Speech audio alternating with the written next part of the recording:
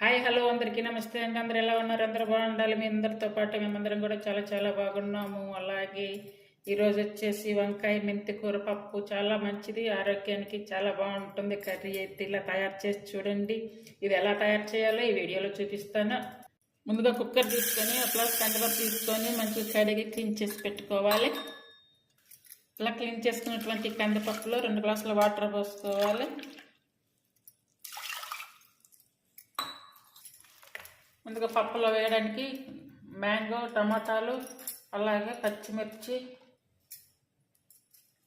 అలాగే ఆకుకూర వచ్చేసి కలగలుపు కూర అంటారు కదా, అలా 4-5 రకాల ఆకుకూరలు, మెంతి కూర, అలాగే గంగపాయల కూర, చుక్కు కూర, చిరికూర, 4 రకాల ఆకుకూరలు ఉన్నాయి ఇందులో. ఇవన్నీ కలిపి వంకాయ వేసి చేస్తే చాలా బాగుంటుంది పప్పు. ఇప్పుడు కట్ చేసుకోవాలి. ఆకుకూరలతో పాటు ఇప్పుడు వంకాయలు కూడా కట్ చేసేసుకోవాలి. అంటే ఆకుకూర వంకాయ అన్నీ కలిపి చేస్తే చాలా బాగుంటుంది టేస్ట్. ఇప్పుడు పప్పులో వంకాయ వేసుకున్నాము, అలాగే ఇప్పుడు ఆకుకూర కట్ చేసుకున్న ఆకుకూర వేసుకోవాలి.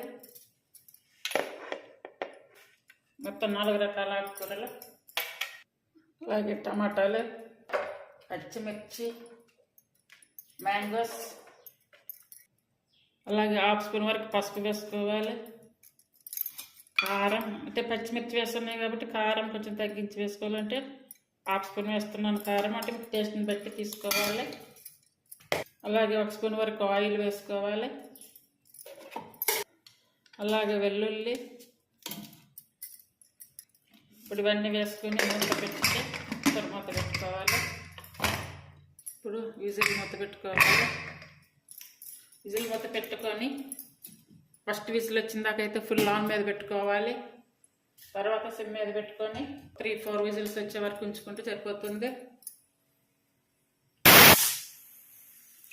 ఇప్పుడు ఫస్ట్ విజిల్ వచ్చింది కదా, ఇప్పుడు సిమ్ మీద మార్చుకోవాలి.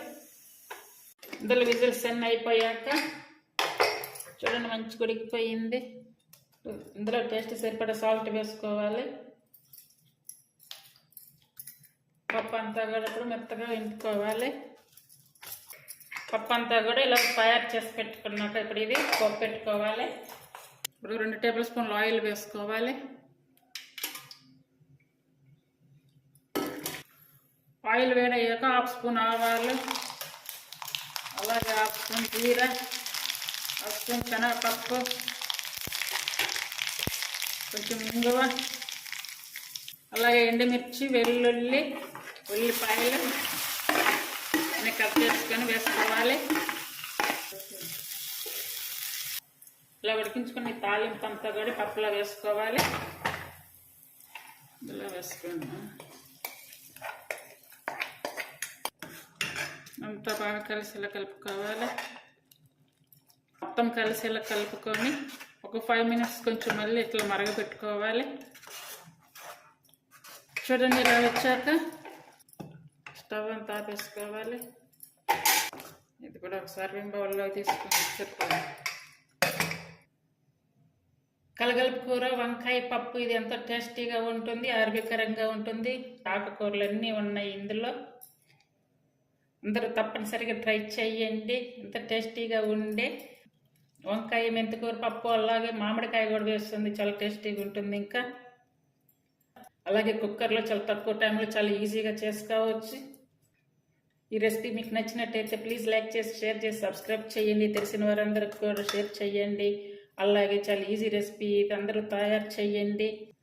ఎంతో ఆరోగ్యాన్ని, ఎంతో టేస్టీని ఇచ్చేటువంటి వంకాయ ఆకుకూర పప్పు అందరూ ట్రై చేయండి. Thank you for watching.